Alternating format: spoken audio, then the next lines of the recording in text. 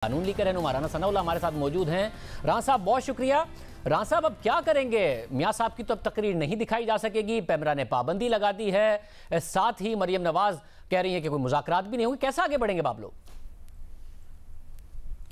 शाहजेब, मियां नवाज शरीफ की तकरीर जो है वो हर घर में देखी जाएगी और हर फर्द उसको जो है वो देखेगा।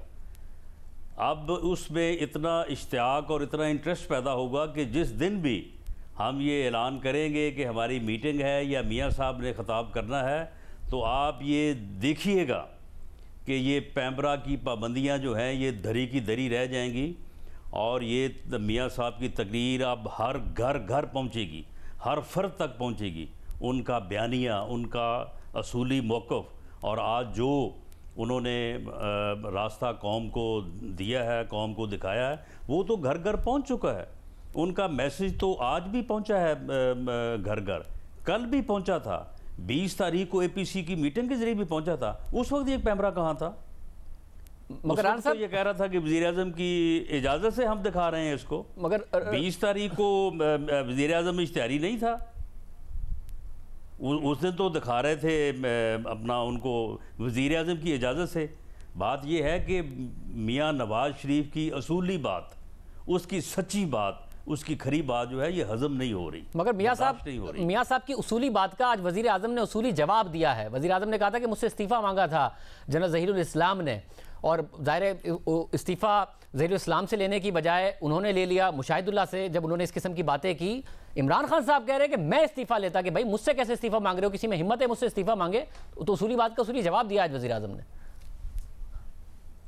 ये वैसे ही दिल खुश करने को उसने बात की है। एक कठपुतली वज़ीर-ए-आज़म जो है उससे किसी ने क्या इस्तीफ़ा मांगना है? इसकी जो अक्सरियत है वो जिस तरह से कटी हुई है, 80 सीटें तो किसी और की हैं, तो इस कठपुतली से किसी को इस्तीफ़ा मांगने की क्या ज़रूरत है? इसको तो मेरा ख्याल है इशारा करेंगे ये घर चला जाएगा। वैसे मगर उसूली बात तो कर रहे हैं वो कि नवाज शरीफ साहब को उस वक्त क्या करना चाहिए था। ये बात तो वो दुरुस्त कर रहे हैं कि भाई आप इलेक्टेड वज़ीर आज़म थे, आपको आगे से इस्तीफा मांगना चाहिए था। अगर मुशाहिदुल्लाह से ले लिया, अगर इनके पास कोई असूल होता या ये असूल के ऊपर यकीन रखते होते तो ये आज वज़ीर आज़म की कुर्सी पे क्यों बैठे होते? ये जो इलेक्शन में हुआ है, इनके तो पार्टी के टिकट इन्होंने खुद नहीं दिए।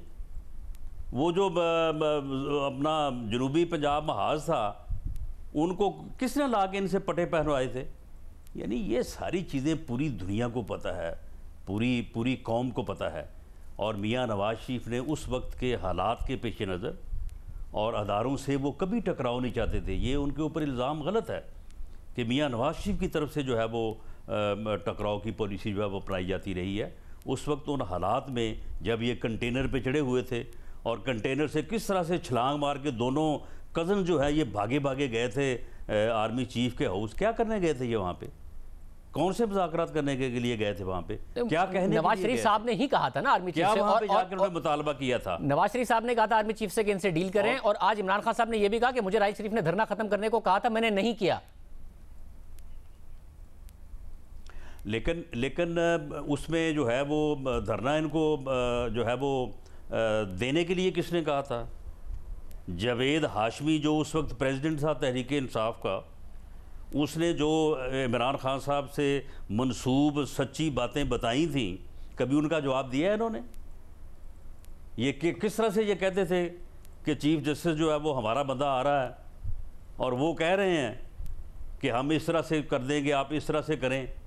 तो ये सारी चीज़ें जो हैं ये वो हकीकतें हैं कि जिनके ऊपर शायद अगर मैं ज़्यादा खुल के बात करूं तो शायद उसको आप जो है ऑन एयर भी ना कर सकें। मगर राना साहब फिर मुझे ये बताइए कि आगे जाके आप, मरियम ने कह दिया कि इस हुकूमत से तो हम डायलॉग करेंगे नहीं, मुज़ाकरात करेंगे नहीं, इदारों से भी बात नहीं करेंगे क्योंकि नवाज शरीफ साहब ने मना कर दिया है। तो एग्जैक्टली आप क्या करेंगे?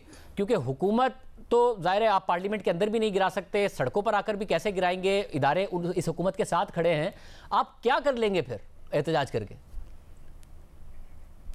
नहीं, देखें, इस बात को जो है वो हम नहीं मानते कि अदारे इनके साथ खड़े हैं। कुछ पर्सनैलिटीज़ हो सकती हैं कि जिनका इनके साथ कोई इंटरेस्ट हो, अदारों का इनके साथ कोई इंटरेस्ट नहीं है।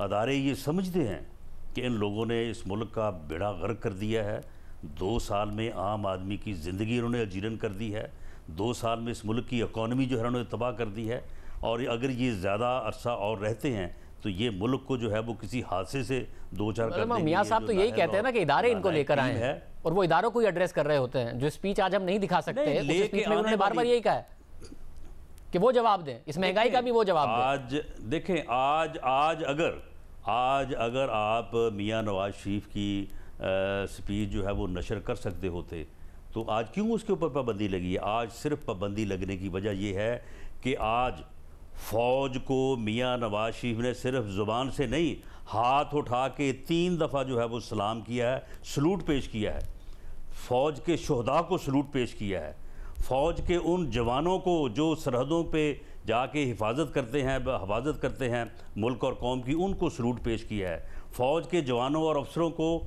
जो कबायली इलाका में और फाटा के एरिया में दहशतगर्दों से लड़के जो है वो इस कौम को दहशतगर्दी से बचा रहे हैं, उनको सलूट पेश किया है। ये तकलीफ़ हुई है आज पैमरा को, ये तकलीफ़ हुई है गवर्नमेंट को कि अगर मीडिया के ऊपर पाबंदी ना लगाई तो ये बार बार जो है वो मियां नवाज शरीफ को दिखाएंगे कि वो अपने फ़ौजी जवानों को, वो अपने फ़ौज के अफसरों को सलूट पेश कर रहा है। उनका सिर्फ असूली मौक़िफ़ ये है कि जो अपने हलफ की पासदारी नहीं करते उनको वो सलूट या सलाम नहीं कहते, यही तो वो मुतफिक नहीं है। आज यही तो बात है, आज इसीलिए ये पाबंदी लगी है। मगर वज़ीर आज़म साहब कह रहे हैं कि वरना ये पाबंदी कल क्यों नहीं लगी? कि आप बातें तो उन्होंने जो आज की है वो कल भी की थी, यही बातें उन्होंने 20 तारीख को भी की थी। आज पाबंदी क्यों लगी है? सिर्फ और सिर्फ ये कि कहीं फ़ौज के जवानों और अफसरों को इस बात पे फ़ख्र ना हो कि उनकी कौम का लीडर जो है 3 दफ़ा वज़ीर आज़म का जिस कौम ने जिसको मैंडेट दिया वो अपनी फ़ौज को जो है वो सलूट पेश कर रहा है। वैसे मगर आज वज़ीर आज़म कह रहे हैं कि उन्हें 100% यकीन है कि हिंदुस्तान नवाज शरीफ की मदद कर रहा है। वो फ़ौज को बदनाम करना चाहते हैं, फ़ौज को दबाव में लाना चाहते हैं अपने नारों के लिए। हमें 200% यकीन है कि इमरान खान इस किस्म की गुफ्तगू करके, और इसकी पूरी कोशिश है कि अपोजिशन का जो अग्रेशन है, अपोजिशन का जो एहतजाज है, अपोजिशन की जो इनके ख़िलाफ़ जदोजहद है, उसका रुख जो है वो अदारों की तरफ मोड़ दे। और हमें 200% यकीन है कि इमरान खान जो है इसके जो फ़ॉरेन फंडिंग अकाउंट्स हैं उनमें इंडिया से भी पैसा आया हुआ है और वहाँ पे इसराइल से भी पैसा आया हुआ है, इसीलिए जो उनको छुपा रहा है और कह रहा है जी इन कैमरा इनकी जो है वो समाप्त करें। अच्छा है पाकिस्तान की सियासत आगे बढ़े ना, वज़ीर आज़म किसी सियासी लीडर पर ये इल्ज़ाम लगाएं ना आप लोग जवाब में ये इल्ज़ाम लगाएं, मगर और हुब्बुल वतनी पे किसी की शक ना किया जाए। मगर आगे अब वज़ीर आज़म ये कैसे चाह रहे हैं कि इदारों के हवाले से ये मामला, तो नवाज शरीफ साहब ने खुल के तकरीर की है, आज भी उन्होंने कहा जवाब वो दें, महंगाई का जवाब वो दें जो लेकर आए हैं।